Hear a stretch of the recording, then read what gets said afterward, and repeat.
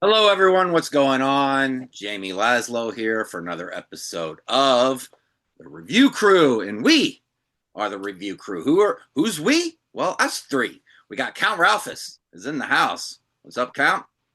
How you doing with the Slayer? Well, And we got Alex from Beer and Vinyl. Beer and Vinyl is your channel here on YouTube, right? that's right. You got it, man. Good to Talk be about here. vinyl, talk about music, drink a little beer. What what more could you want? I Right. mean, So right. head on over to Beer and Vinyl and check out his channel. That's big pimping. Thanks, Jamie. No problem. So it's been a month since we did a real actual review crew episode talking about new reviews. A month, two shows ago, we did favorite albums from the 2010s. The last show I did with Pete was our favorite albums of the year so far. So now we're digging into some new stuff, very new stuff. So I'm going to let Count go first, and he's going to tell us what he wants to talk about in the first round here. To you. All right. So this album came out April 25th. So it's been out a little bit now. Band's from Guadalajara, Mexico. Their name is Phantom. And because there's like a million other Phantoms out there, they have to go by Phantom GDL. Like if you were going to look them up, or else all these other Phantoms come up, you know? Kind of like when Ghost had to be Ghost BC for a second. Yeah, and there was two Slayers at one point. So the one Slayer started going as SA Slayer, as San Antonio Slayer, and they Uh, just played Hell's Heroes last year in Texas. But so yeah, this is the album cover. It's in the slipcase, really awesome artwork. Oh yeah. Uh, the CD itself has like a different logo. It's a little more professional. It's kind of cool that they did a little different on the slipcase. But this artist is I have her name written down. It's a female tattoo artist from Boston. Shit. I got so many notes that I take that I forget what things are, but I might run into it again later. Yeah, so this band, this album sounds like it came out in 1985. They're a thrash band, but they have some classic traditional metal sounds in them, but it's all always like fast and heavy kind of stuff. And the singer is only 19 years old, and this is their second full length album. So their first full length album came out, he was only 17. And then they have an EP out too. And now this was the second full length. It's on High Roller Records. And I heard that they just reissued their earlier albums because they've been out of print for a little while. So now you can get everything that they put out on High Roller Records. Um, we on the Rock Fantasy Files a little while back, we had JC Neckner, the 19-year-old singer. He plays guitar and sings, and he's really cool as hell. We got him and did an interview promoting this album before its release. He does like these high pitched screams on this album. Like if you're familiar with the band Destruction, he'll do these high pitched squeals like in there. And there's not many bands that do that. And he didn't do it on the first album and EP that he did. So it seems like he discovered that he can do it on this album. So he kind of does it all over the album, but it's so cool. I mean, it's not like super original, but if you love that early days of thrash, like when it like Creator had just started and Destruction, Sodom, like all those early influences, you can hear them all throughout this. The Tower of Seth, he does such incredible voice on that. Violent Invasion and Thunder Beast. There's a bunch of videos. They got 3 videos out. One for Thunder Beast, and even in their videos, they got like they wear all the spikes and they got the plastic skulls with blood on them and stuff. And it's like even if they had money, I still think they would do it more like this underground like way that they love to do it. They're totally into the old school. They were born like 3 decades too late or something, but yeah, total old school black and thrash intensity sounds like um yeah, Creator and Destruction a lot. Great, lots of great riffs. The production really fits that old school vibe that they're going for. Um a huge influence for the band was the old video game Castlevania, and they say that they were so inspired by that like half this like the whole like world revolves around it. They sing about castles and vampires and shit like that, which of course I love that stuff. They formed in 2021. Yeah, the packaging's awesome. play it really loud. It sounds sick. Uh, They don't yeah, still make oh, Castlevania make games, do they? They what's that? don't make Castlevania games anymore, do they? That's not like an I ongoing. think I think they're inspired by the game from way back in the late '80s. I don't know how far Wow, back these that goes. guys are old school. How do they Yeah, I need to don't know know if about you. this shit, let alone been inspired by it? Yeah, Right. yeah, I wasn't sure if that game kept going throughout the Yeah, years, and there's like new modern versions of that's what it. I was Because wondering. I'm not a video. Yeah, so they love that stuff and really inspired by it. Like they got a song called Nazgul, Nocturnal Outpost 666, Tyrants of Wrath, the title track, and Dance of the Spiders. Just really cool. Like I said, if you like that old school thrash, that you can't go wrong with this. And they're going to be touring Europe this summer or this fall. They're going to Europe for the first time, and then they're planning on playing Hell's Heroes next year in America. And I know they're trying to do American tour and get on some kind of good tour, but hopefully get to see them. I know Ed Farsley, who puts on Rage of Armageddon Productions, and he does shows in Brooklyn. He's trying to set them up for next year's Rage of Armageddon. So hopefully to get to catch them. But yeah, really awesome band. Check them out. Phantom. That's it. Right. That's awesome. Yeah, I remember playing Castlevania, and when you died, it would show you how far you got in the map, and then it'd be that fucking tower to the right. I could never get to that tower. Never. I don't know what's in that tower. No idea. If you get in there, it's Phantom. They're playing like a song up there for you. They play a Oh, song. see, there you go. All right, Mr. Alex, beer and vinyl. All right. Well, these are always interesting because, when I started, God, watching SOT so many years ago, I was like, sweet, like our, music tastes are like right in line. I don't really, go too far outside of it. And so it's always funny doing like review crew stuff because I'm like, what what hasn't like Pete or somebody else already talked about on the channel? But then also what's not so completely off off the radar that it just doesn't fit or whatever. And so I was actually a little bit surprised that this record didn't get talked about because I think it might be sort of the underground, quote unquote, prog record of the year, arguably. And that record is called Blazing Revelations by Dominic Sanderson. Um, Out of the UK. He's out of Liverpool. So I will give a shout out to Scott Lade over at the Prague Corner. That he was who put this on my radar. It's a private release, so we're self-released, I guess. It's on like Dominic Sanderson Records. So I think the only place you can buy it is Bandcamp.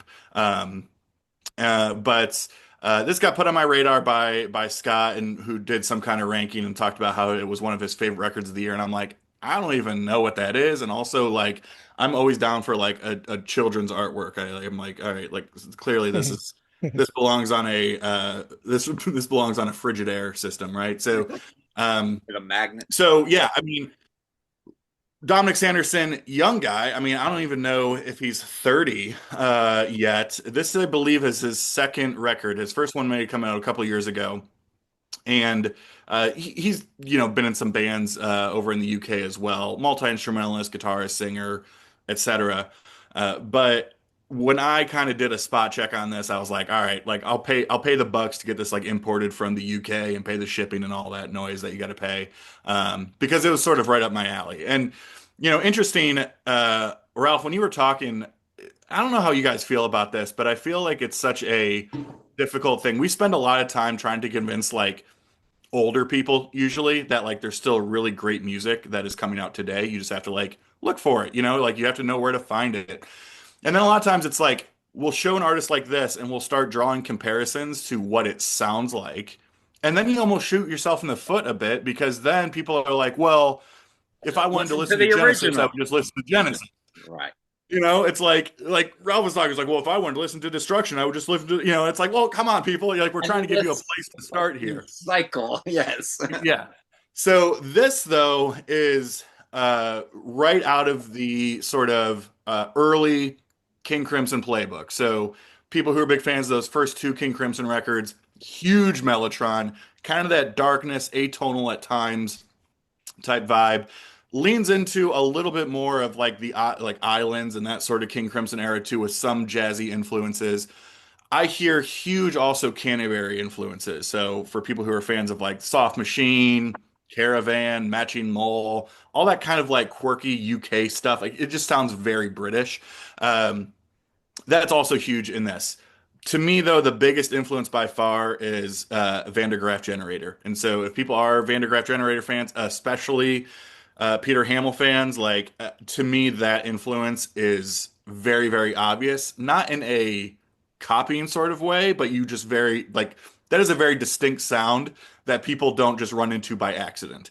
Um, What's cool about this record, though, is that I feel that you do get a lot of more contemporary prog bands, especially, right? Like this is one of those sort of I don't know the critiques of prog. I think for people is that it might be copyable, right? Like it's very like it sounds very similar. You could put out a band today that sounds exactly like Yes, or whatever. Or was that Starcastle? All right, but anyway, but at the same time, this is a great record because to me, it blends all of those. You hear these certain passages where you're like, "Oh, that sounds pulled right from a Van der Graaf record." You hear something else, you go, "Wow, that sounded really kind of quirky, something off of some Canterbury record," and kind of all over the place. Vocals are big time Peter Hamill. So for people maybe not as familiar with him, I mean, it is a very aggressive, sort of shouty at times, not heavy, but certainly dark and aggressive. Um, and you get a lot of that. There's kind of squonking sax on here too. Again, sort of that ode to some of that old school Van der Graaf Generator sound and that old school King Crimson sound. So yeah, it's 4 tracks, and they're amazing. I mean, it's one of those interesting bits where I was like kind of shocked. I was like, man, I'm surprised this haven't hasn't popped up on Sea of Tranquility yet, especially for just how huge into prog Pete and so many people are uh, on in the prog scene, that sort of thing. So yeah, Dominic Sanderson. This is called Blazing Revelations. The vinyl pressing, for those who care, is on a fun little Christmassy sort of looking green.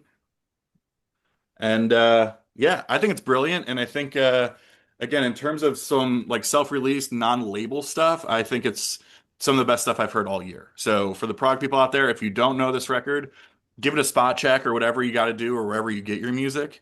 And I think it's amazing. So yeah, Dominic Sanderson, Blazing Revelations. All right, I like Van der Graaf. Mm. So yeah, Heck I yeah. gotta say too, is like when I was saying how they sound like old Creator and Destruction, it's just both of those bands have uh, gone on for so many years now that they don't sound like those old albums now. Like Creator doesn't sound like they did in '85, neither does Destruction. So it's kind of like it's like it scratches that itch if you had the earnings for like a 1985 production and feel and vibe. It's like, and they kind of wear their influences on their sleeves. They're not trying to be super original or anything, but they do mix a couple little elements in there to make it different. I'm sure they'll progress later as they go on. They're still super young, but I think that's what it itches. It's like that real old sound of those bands. So they don't sound like them today. And there's not many bands that are putting out albums that have that real old school sound, For sure. for thrash. Yeah. Creator these days sounds almost like, I don't know, Accept or something like that, traditional metal.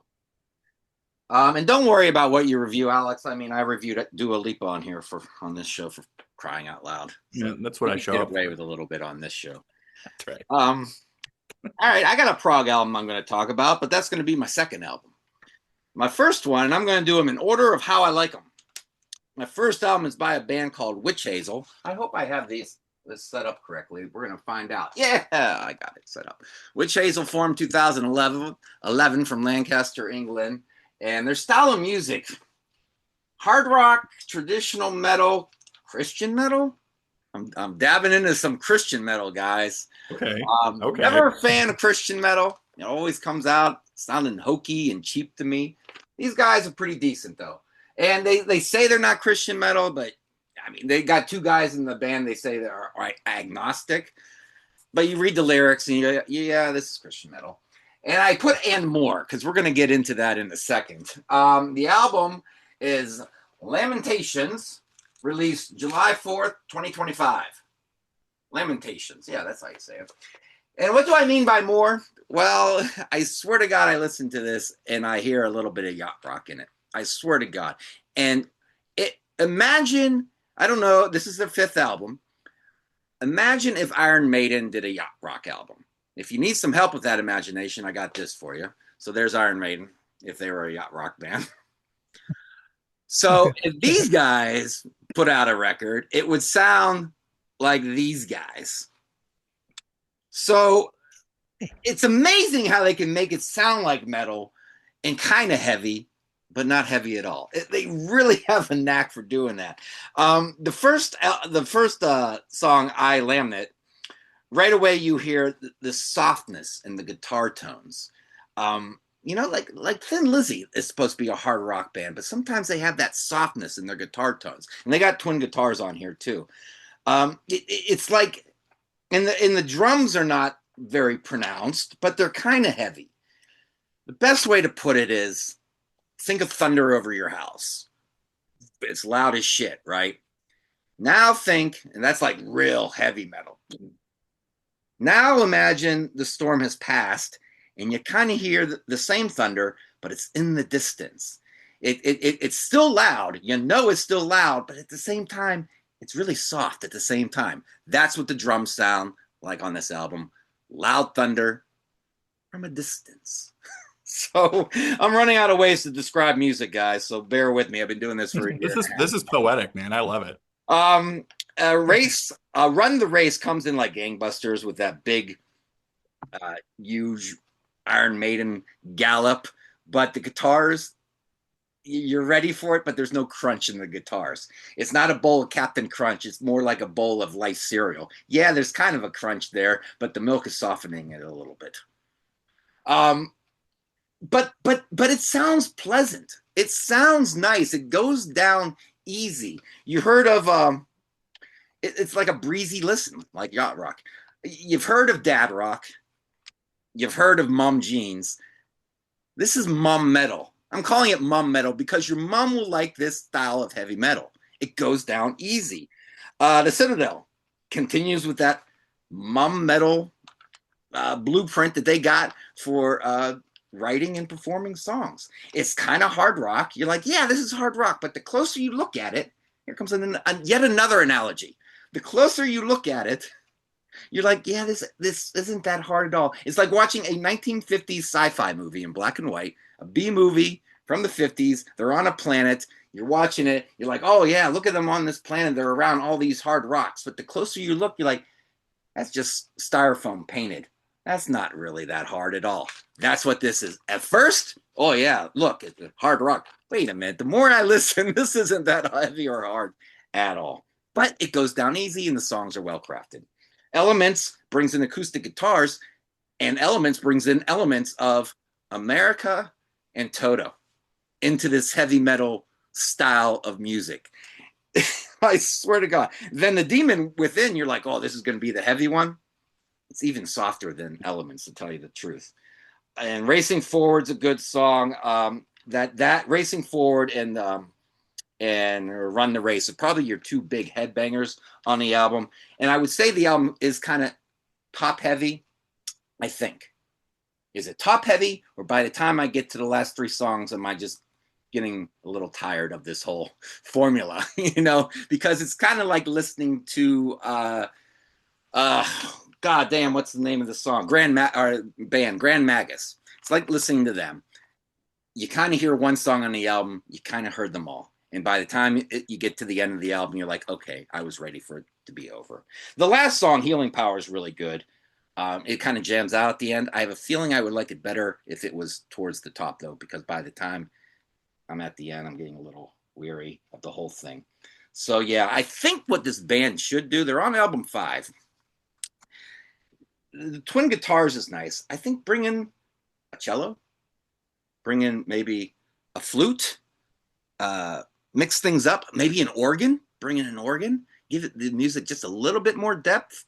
So I'm not getting tired of it by the time I get to the last 3 songs. But I don't want to talk bad on it, because I think if this is your bag, I think you're going to love it top to bottom. I just got a little tired of it. But I'll be generous on my report card anyways. Production, B. Songwriting, B. The songs are really good. Look, your mileage may vary. You might think these songs are A+, and I'll see your point of view. I'll know where you're coming from. But they're kind of following a blueprint and a formula at the same time. Musicianship, B-. They're not doing anything too great, but nothing bad. Vocals, it's got a smooth, nice vocal delivery. He actually hits a couple high notes, almost like in a very metal kind of way at times. Solid B. How much I want to hear them cover Sailing by Christopher Cross? A. I want to hear these guys cover. I want them to do a whole yacht rock cover album and just metal, make them more metal. Rosanna by Toto, make it a little bit more metal. I think that would be super cool. So there's your report card on that. Count what you got. I think you got a couple coming up, right? Yep. All right. So this band's the exact opposite of yacht rock, and at no point do I think it might sound better if they added a flute or anything. But yeah. So this band's from Montreal, Canada. Started in Montreal, Canada in 1988 under the name Necrosis, but then in '92 they switched it to Cryptopsy. Fucking awesome album cover. This is their 9th album. And Insatiable Violence, which is a perfect title for this, because as soon as you drop the needle on this, it's like an explosion goes off, and it lasts for 34 minutes of technical, brutal death metal intensity. There's no catching your breath on this. The drummer, Flo Mourner, is one of the best drummers out there. There's so many great drummers in extreme metal and stuff, but he's definitely on the top of the pile. Unbelievable, relentless, crushing, brutal drums patterns the whole time. The Nimness, Adoration, crushing, brutal, but it has melodic guitar solos here and there. And some of their earlier albums that they actually tried to add like jazz fusion parts and stuff, and people complained they wanted them to just be brutal and heavy the whole time, but they did mix it up a little bit, and it's cool. I like it because it just breaks up the albums. Like, oh yeah, that's the album, they tried this, and they've gone through 1 million band members throughout all the years. Like a lot of the extreme metal bands, it's hard to keep. They don't make tons of money, so when it comes time to have to get a 40-hour week job, they have to leave the band or whatever, raise their families and stuff. But the core guys are keeping it going, and they just never really let me down. I love every song on this. We've been working for a little while to get a couple of these guys on the Rock Fantasy Files. We have a connection. It's just a matter of getting them the right timing to get them in, but we're going to have them on soon. I have every album they put out, and yeah, they just wanted the relentless, powerful band. The vocals are like real guttural and stuff, a lot of screaming and stuff, but it just flows good with the music. And like I said, they do have like interesting guitar parts. There's a song, Our Great Deception. It just has insane guitar work all throughout it, and it's kind of weird because you can hear it perfectly clear with this really crazy driving fast music. So that's a unique thing about them. Just a band I've always liked, and I've seen them a few times, and always great live. Now my next band is, this album came out June 27th on SPV Records. They formed in 1982, so they've been around forever. Wow. They're considered one of the four of the big four of German thrash, with Creator, Destruction, and Tankard. One of the biggest influences on death metal and even black metal. And they're one of the best-selling thrash bands of all time. They've sold over 2 million albums, but this is their 17th album. It's called The Arsonist, and it's by the legendary band Sodom. And they've just been one of the most consistent bands of all for me. Their whole discography I like. Me and Pete and Scow did an album ranking last year. We had to rank 16 albums by them, and it was like 2 months we needed to like go through them all. And that's a lot of notes. It was great.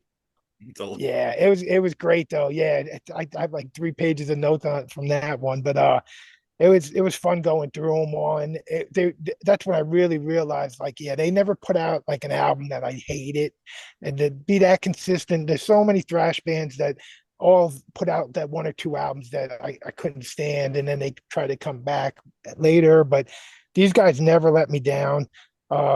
Tom Angel Ripper, one of the coolest vocals I think in thrash metal. And this guy Frank Blackfire, he played on the first like or not the first EP, the second EP, which I think is my second favorite EP of all time, behind Slayer's Haunting the Chapel. But then he's on an album called Persecution Mania, which is my all-time favorite Sodom.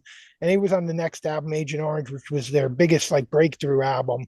But Persecution Mania is one of like the earliest death metal. Like they didn't call it death metal back then, so it never gets lumped in as a death metal album. But it's definitely one of the first death metal type albums ever.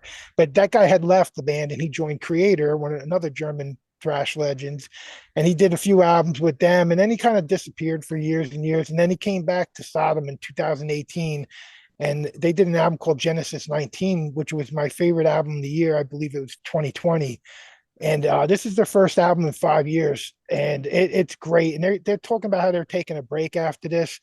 But they hardly ever come to America, or else they would have been a lot bigger. They've only played America maybe 10 times, and they played last October. And me, Scow, and Karen and Nick Franco all went down in Brooklyn to see them with Whiplash and Hyrax, and that was an amazing show.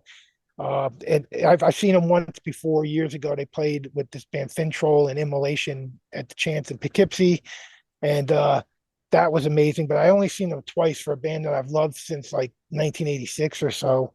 Um, yeah, they have a song on here called Witch Hunter, which is really cool because it pays tribute to the original drummer who passed away in 2008 from liver failure.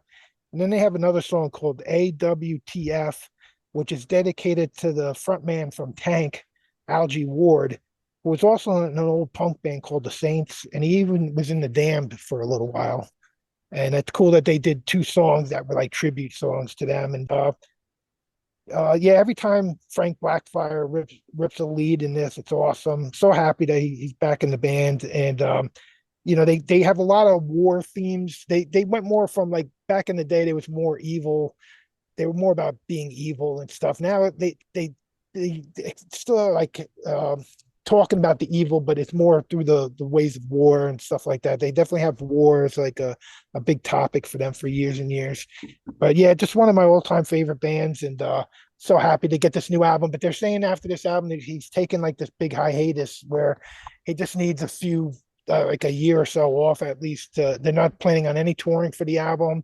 They usually do all the big festivals and stuff, but he seems like after this album came out, he wants to take a break now for a little while. But Tom Angel Ripper, he's the main guy who's always like runs the band, always had the name and everything. But yeah, if you like thrash metal, Sodom's one of the greatest bands ever. That's it. All righty. Good to see they're still around. Alex. 17, man. That's why. Yeah, if I had to rank those albums, I'd have 16 pages of notes. One page for each album. All right, Alex. We did the band Destruction too, and that was like I think it was 16. It was like one album less or something like that, you know. Me and Eric Porter keep talking about ranking the albums of Fish, and they have like 14 albums or something, or 15, and both of us are just like, we haven't texted each other. We're like, nobody just wants to start the dive, I think. just pick a live one, you know. I know. Yeah. All right, Alex. Well, now to something completely different. We're going to talk a little bit of jazz. So, again, another one of these genres, I think that it's easy to forget that, or at least just sort of turn a blind eye or deaf ear, I guess, to contemporary jazz, right? Like, I think that is a genre of music that we just sort of say like, oh, that was like a 50s and 60s and a little bit of the 70s thing. But like, is there any good jazz today? Of course. And so this is a bit of an interesting one because it is a solo album of someone who is in a band that is not jazz related at all. But the record itself is Concentric Quartet by Nels Cline. And it is a quartet. Ingrid Laubrock on saxophone, Chris Lightcap on bass, double bass, and then Tom Rainey on drums. And then Nels Cline is sort of the lead composer and guitarist.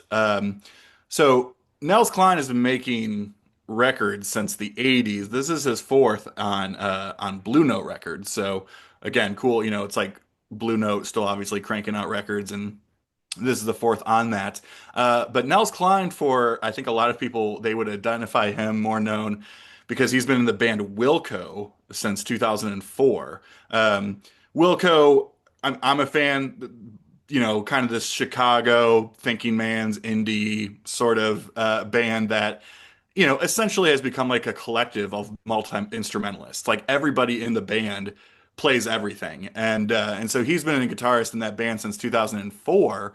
And they're not a jazz band at all, but he that's where his background is. And so this is his first that he's done, I believe, since 2018. So it's been a handful of years since his previous release, but yeah, a long record, about 75 minutes. That's a lot, especially for a jazz record, I will say. But to me, it, a couple different ways to look at this. From the actual lineup perspective, to an interesting sort of quartet when you talk about, okay, guitar, sax, drums, bass. So no keys, no piano, no trumpet, none of that stuff going on. And for fans of the way I sort of look at this, like this is not like a jazz fusion record. So like for people who are looking for like Al Di Meola or like people out there like, John Scofield, like ripping solos, like that is not what this is either. This very much to me falls into the atmospheric that is a lot of those Miles Davis records. And so kind of looking at obviously there's no trumpet, so we're not talking about like Miles Davis as a player, but thinking about sort of just that the vibe, the ambiance that was created on those sort of fusion electric records he was doing in a silent way, Bitches Brew, that type of stuff. And then mixed with sort of the old school stuff that he was doing with Gil Evans, thinking about Sketches of Spain or Porgy and Bess, a lot of that type of more orchestrated stuff. It just sort of has that vibe. This is not a summary, ooh, it's a beautiful day, let's crank, on some hard bop type of record. This to me is more of like a winter late night record. Again, just because it's so much, to me, it is so much more about uh, just the environment, the atmosphere, the vibe that is created, less so about the individual players. Seems to be a heavily improvised record. I'm not a jazz expert by any means, and so if there are people who are, and you're like, Alex, you're an idiot, that is not improvised, feel free to let us know. We'll love to hear it. But to me, that's sort of how it plays. Again, similar to what was going on with a lot of those like Miles Davis records, and so. Yeah, I mean, I think in terms of contemporary jazz that's coming out this year on the Blue Note label, we always got to show these things because it's like half the fun with collecting records of, they're still going with like that classic old school label from, way back in the day. Um, and yeah, I think it's an amazing record. Again, not something that's you throw on to hear wild solos or people ripping or any of that type of stuff, but certainly I think a accessible, at the same time adventurous sort of jazz record for people to get into. It's not too far out there. It doesn't sound like Sun Ra. It's not people like squonking like someone said like a goose having a seizure or something. Doesn't sound anything like that. But yeah, it's pretty accessible, but at the same time adventurous a little bit too, and just a great late night kind of cold record. But I love it. Right, you see that album cover, you know that's a jazz record right away. Oh, Boom, for sure. jazz. Oh yeah. Yep. Boom. I like to play that stuff in the winter when I first wake up, like around 6 a.m. I'm Yep. having my coffee and about to log into work and put that on. Oh yeah. All right. My next band is something I just came across about a week ago. This band is called Seedy Jeezus. A lot of Jesus with you tonight, Jamie. A lot of witches, because I got another band. I almost reviewed King Witch. I almost made it an all witch night. Seedy Jeezus, formed 2010. They're from Australia. They're from Australia, but Tony Reed, he's this guy who's on Moss Generator and Big Scenic Nowhere, and he's playing guitar on the new Pentagram. Me and Pete did a show 2 weeks ago, and Pete talked about the new Pentagram. I was like, there's a connection with Big Scenic Nowhere. And we couldn't piece it together. It's this guy, Tony Reed. He's on the new Pentagram. So he joined this band just recently, and it's taken them on a different direction. They were kind of like stoner rock. They did a album with Isaiah Mitchell from Earthless, very Earthless style album, 2 20-minute songs. Now that Tony Reed is there, he's producing the album, taking the reins, and they're pretty much just a prog rock album is what it is. So their style of music, I mean, stoner rock in the beginning, but this is pretty much prog rock. The album is called Damn to the Depths, released July 1st, 2025. I got the download for free. Someone gave me a code. But if you want the CD is $20, shipping's $30. So if you want the CD, it's $50. If you want the album's $50, shipping's $60. The album costs you $110. So I will just take my download, code, and call it a day. But it has a badass album cover. It looks very sci-fi. Like I wish I could have that on vinyl. So what does it sound like right now? Well, sonically, it's pretty deep album. They say 6 years in the making. I don't know what that means. Like, what are they counting as day number one when Tony Reed just formed a band, and who knows? 6 years in the making, they say. First song is There All That Is? And it's the guitar has this deep tone, and it's just a little bit funky, especially for prog rock. And it reminds me, and then the drums hit really pronounced, not like Distant Thunder. And it right away, I think Young Lust by Pink Floyd.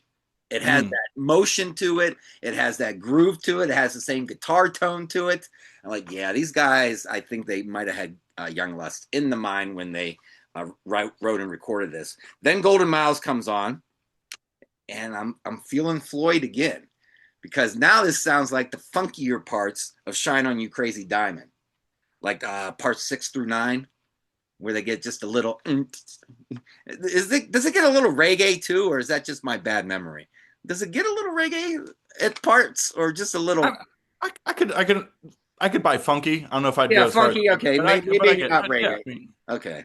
okay. So yeah, and then Tony Reed is the lead singer now, and he can be a soulful singer. I mean, on the last Big Scenic Nowhere, they cover Sarah Smile by Hull & Oates, and they don't make it stoner rock style. They pretty much stick to how it's supposed to be done, and he's got some Blue Eyed Soul in him. He's got that on here, but he also has a little grit. He's giving you a little of that stoner rock grit mixed in with the smooth style of prog rock. Acid on the Blood, now I'm thinking Tool. It has a Tool vibe to it. It's not as complicated as a Tool song, but it definitely has that Tool vibe to it. So if you like these, I could just listen to Tool. I could just put on Pink Floyd The Wall and listen to fuck you. All right, The Hollowed Earth. now I'm going to piss you off even more, because The Hollowed Earth, they bring a flute. Now here's my flute, Ralph. They bring a flute into it, and then they get the percussion going, and then Tony he puts a little sound effect on his voice. And you're like, this is an ode to Planet Caravan by Black Sabbath. My goodness. It's its own song. It doesn't sound exactly like, but it's there. Anyone who listens to that song that knows Black Sabbath will think of Planet Caravan. Then it goes total progginess. Tracks 5 through 11 is seven-part song called Morning Sea. And I mean, Morning Sea, doesn't that just sound like it should be a 7-part song? And every part is like whatever. We don't need to go into all that. But what all of this has, and the parts are pretty short for the most part, like 2 minutes, 3 minutes, 2 minutes. It moves along. It rocks in parts. It has blistering guitar solos, but not like wailing, with that lower tone with the guitar solo, which I'm a big sucker for. It's got acoustic parts, soulful vocals, acoustic parts that go into hard riffs, back to like moodiness parts. It's got spacey parts that kind of, spaciness in the realm of like Dark Side of the Moon. It's got passages, it's got parts that sound like Nectar. and less quirky Gentle Giant, I'm hearing in some of these things. So it gives you everything. It even ends with like a cello and like creepy narration. So it gives you everything you'd want in a prog rock album, pretty much, especially those 7 parts. Checks the box.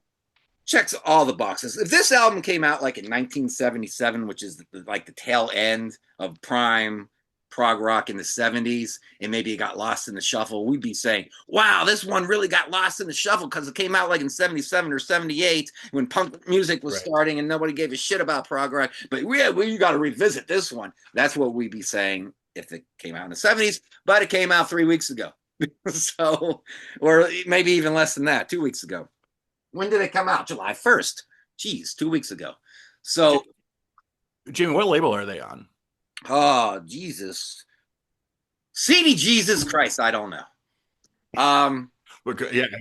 I mean, usually when you mention like the shipping costs and all that type of stuff, like, I mean, yeah, obviously that's a good question. Distribution is not their right, friend, and the lead singer is now an American dude, so I'm in America. Why is it costing so much money for, I mean, they're on my Bandcamp, and they're right on top, and I could kind of see, and we could check out and find out together. Let me scroll down. I don't know. For vinyl copies, click here. Yeah, you don't want to click there. Oh, you know what? There's a U.S. Bandcamp. Maybe I need to click on the U.S. link. Uh-oh. Somebody might be spending some money tonight. Let that load. See, that's why we do it. F you, Alex, for making me go down this black hole. Look, anything less than $110 sounds good. So, oh, look, vinyl, $28. Oh, I'm be looking into that. All right, let's wrap this shit up so I can look into that. Singles. Oh, no. Fuck. Got me off my mojo. Report card. Production. A. Produced wonderfully. Wonderfully. It sounds big, bombastic, and he probably recorded the fucking thing on his phone. Because these days, you don't need a big studio anymore. You just need a laptop and make it sound like, A+ stuff, type stuff. Songwriting. I'm going to give it A-, man. They keep my interest the whole way through. Musicianship. Again, A. Guy plays like Gilmore, man. Great stuff. And there is some complicated stuff going on here. Vocals, B+. I mean, he's good. He's got that grit, I'm not going to give everything an A. Does it sound like it was 6 years in the making? I don't know about that. I'll go C+ on there. Sounds like it was like a year and a half, 2 years in the making. I don't know about 6. So, but I recommend that one. That's a good one. Let's go into singles and see what singles came out recently. All right. This is Tokyo by Halloween. These guys are making some fun music in their old age, man. Yeah. That is a fun-ass song. When that CD comes out, I will be buying it because I got the hook with that song big time. All I Haven't Said by 38 Special. First song, first album in some time. I will not be buying that album. That song is bland. Very bland. There's an okay guitar solo in it, but yeah. Serpent on the Cross, Paradise Lost. They had a single before that, which was all right. I like this one a lot better. What do you call Paradise Lost? Are they death metal? Are they prog metal? Are they gothic metal? They're everything. They don't stick, like their very first album was straight up death metal. Right. The second album, called Gothic, was almost like something I've never heard before. Sort of typo negative meets like doom, and it was very unique. And I wish they would have stuck with that because it was so super original. But then they just got lighter and lighter, and now he's starting to sing heavy again. So it's starting to go backwards a little bit. But they're definitely hard to classify. Yeah, I'll be buying that album. Castle Rat, a band I discovered when they opened up for Green Lung. So if you get a chance to see Castle Rat, you have to see these guys. Do you know anything about these guys, Ralph? The lead singer, she's this. I think Tony's seen him recently. I think Tony Dio talked about him. She's barely dressed, but she's dressed like Red Sonja. And then they had monsters come up. I've seen a picture. Fights monsters with swords. And when I saw them, the monsters actually kill her. And I was sitting there, oh no, I felt a little sad, but then she comes back to life. I'm like, yay! So they opened for Green Lung, and they came back less than a year later to the same venue and sold the place out as a headliner. And the crazy thing is, when they were opening for Green Lung, I knew nothing about them. People were singing along with the songs like it's an Iron Maiden concert. I'm like, how do you fucking people know the words of these songs like this? It's not like they get played on the radio. It's not like they've been around for 2 decades. This is the first album. All right. Well, anyways, that's Wizard's a great song. I have a feeling this band's going to get better and better and better for like the next 3 or 4 albums until what happens with these bands and they put out a shitter. They go, yes, and then something happens. Everybody Laughs by David Byrne. Quirky David Byrne. If you like David Byrne. Yeah. You're going to like that. I got Hannah Giraldo here. Paradise. Why did I put this on? Because it's Pat Benatar's daughter, and she just released it. I want to say I love this to death, but I cannot say that. I want to say that, but I cannot say that. So we'll just leave that one alone. It's terrible. Everybody's song, Robert Plant. Yeah. He likes those what do you call it, Middle Eastern type vibes, and he's still rolling with that. He's not going to let go. He's been doing that for 30 years. So, but it kind of jams. It's good. Jamie, I'm disappointed. Ariana Grande's got a new song. I'm not a fan. Oh. I'm not going to like every diva. All right. Lo siento. But I did get the new Lord in today. Oh, Virgin. Look at that CD. Well, you have to see if it works, right? It does work. It does. It does. Okay. Yeah. So there you go. People are saying it doesn't work. I think they're putting it in upside down. People are dumb. Yeah. All right. So there's your singles. Robert Plant's decent. Let's Get Physical is my page on Facebook. If you like physical media of any form, search for me on. I would put the link below, but YouTube deletes it. So any link I put, YouTube hates that. So that's it, boys. We got through another episode. Check out Alex on Beer and Vinyl. Check out The Count over at what shows do you do again? Tell everyone. Oh, Almost Human Live every Thursday night. Yes. And Tony Dio from Sea of Tranquility's on that channel with me. And I do the Rock Fantasy Files. And I just have to say something really quick is last night we did 1995 was like the topic. And you pull out all your favorite from 1995. And one of mine was Battles in the North by the band Immortal. And all their old videos was them playing in the winter in the snow. They come out in the snow with their corpse paint on and stuff, and one of the guys said, oh, I love listening to that in the winter time. And I said, no, it's better to listen to this in the heat wave. It's like people say, oh, I like to watch the Thing movie in the winter time. It's like, fuck that. You watch that when it's 100 degrees out and you think about it being cold out.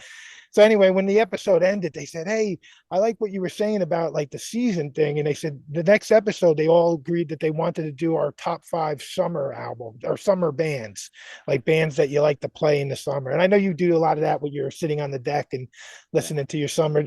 But it's funny when you think about it. It's like, oh, yeah, there is some. And there's a lot of bands for the fall you can think of. And so that's what we're doing next week on Rock Fantasy Files. But when he talked about listening to that album in the morning in the winter, and it's like, oh yeah, that's kind of like what we're doing. But right. Yep. That's it. My summer music is very light, very simple, very friendly. That's what I like. Then when me, Van Halen was the first thing that came. When fall hits, I grab a Yob CD. So that's just the way it goes. I go for the more spooky stuff in the fall. The beer gets thicker in the fall and winter. The music gets a little thicker in the fall. Yep. This is the way I roll. So, yeah. All right. So check us out on the web at www.seaoftranquility.org. We're on Facebook. We're on YouTube. We're even on Instagram. Are we on Instagram, or did he X that already after 4? No, he's active he's on Instagram. Is he active over there? Oh yeah. All right. Yep. I might have to download Instagram to see what the hell's going on over there. So make sure you click the notification bell so you get notified of content as we drop it. Hit the like button because I don't know, that helps the channel somehow. But you know what really helps the channel? If you give to Ko-fi, that really helps the channel. If you pay Pete some money to do maybe a cameo and he pops up and goes, hey, what's your favorite summer album? And you guys can talk about that. And That's it. Oh, there's the membership. I knew I was forgetting. Oh, I was forgetting two things. There's the membership, and then there's the merch link. So get yourself some merch and become a member. So until next show, when we have a different crew and different reviews, for the count, for Alex Beer and Vinyl, I am Jamie, and we are out.